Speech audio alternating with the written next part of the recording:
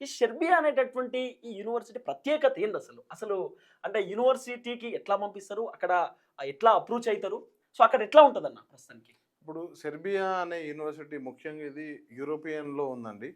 So, ఏదైతే ఇప్పుడు Ukraine యూరోప్‌లో ఎళ్ళాలని ఎంత ప్రయత్నిస్తుందో, ఆ విధంగా ఇది ఆల్రెడీ యూరోపియన్‌లో ఉండడము అండ్ ఎడ్యుకేషన్ అక్కడ స్టాండర్డ్స్ హై ఉండడమే కాకుండా, సో, సెర్బియా అనే దేశం ఏందంటే ప్రత్యేకత ఇక్కడ నాణ్యతమైన విద్య అండి ఫస్ట్. ఓకే. సో, అటువంటి ఎడ్యుకేషన్‌ని స్టూడెంట్ కోసం ప్రతి ఒక్క స్టూడెంట్ గూడా ఇంట్రెస్ట్ చూపిస్తాడు. అంతే కాకుండా ఇక్కడ చదువుకున్న వాళ్ళు యూరోప్‌కెళ్ళడం గానివ్వండి, యూఎస్‌కెళ్ళడానికి మైగ్రేట్ అవ్వడానికి కూడా చాలా ఈజీ అనమాట. ఎందుకంటే ఈ యొక్క డిగ్రీ రికగ్నిషన్ అనేది ఎంటైర్ వరల్డ్‌లో దే యాక్సెప్ట్ అనమాట.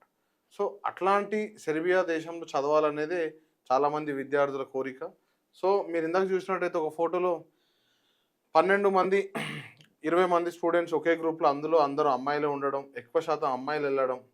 సో, ఇంత సేఫ్టీ ఉండకపోతే అట్లాంటి దేశంని చూజ్ అవును. చేసుకుంటారనేది కూడా అవును. మీరు అవును. చూస్తున్నట్టు. అవును. అండ్ అంతే కాకుండా మీరు అదే క్రాకోవ్స్ యూనివర్సిటీ ఏదైతే ఉన్నదో, దాని నుండి డీన్ రావడం ఇందాక ఆయన మన ఆఫీస్‌కొచ్చాడు. ఇక్కడ ఇండియాలో హైదరాబాద్‌లో ఎడ్యుకేషన్ ఫెయిర్స్‌కి ఆయన అటెండ్ అయ్యి, ఎంతోమంది విద్యార్థులకు కౌన్సెలింగ్ ఇవ్వడం. అలాగే ఆయన అక్కడ ఉన్నప్పుడు కూడా స్టూడెంట్స్‌ని చూసుకోవడం. ఎందుకంటే ఒక ప్రొఫెసర్ ఇక్కడ పేరెంట్స్‌కి ఏదైతే కమిట్మెంట్ ఇస్తున్నాడో, నేనిస్తే అది అబద్ధం అవ్వచ్చేమో. బట్ ఒక ప్రొఫెసర్ వచ్చి ఇచ్చినప్పుడు you have to fulfil. So, ఆ బాధ్యతని మేము తీసుకోవడమే కాకుండా ఒక యూనివర్సిటీకి కూడా ఇవ్వడం.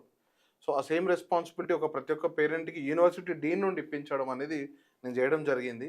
సో, మీరిందాక చూసినట్టు ఫోటోస్‌లో యెస్. అతను రావడము, వాళ్ళొచ్చి హ్యాపీగా స్టూడెంట్స్ అందరి అవును. అమ్మాయిలు, సిస్టర్స్ వీళ్ళందరూ గూడా వచ్చి హ్యాపీగా అతన్ని కలవడము. హ్మ్. ప్లస్ అతన్ని మొత్తం అందరికి ప్రతి ఒక్క స్టూడెంట్‌కి ఎలా చదువుకోవాలి, ఏంటి అన్ని డీటెయిల్స్ ఇవ్వడము.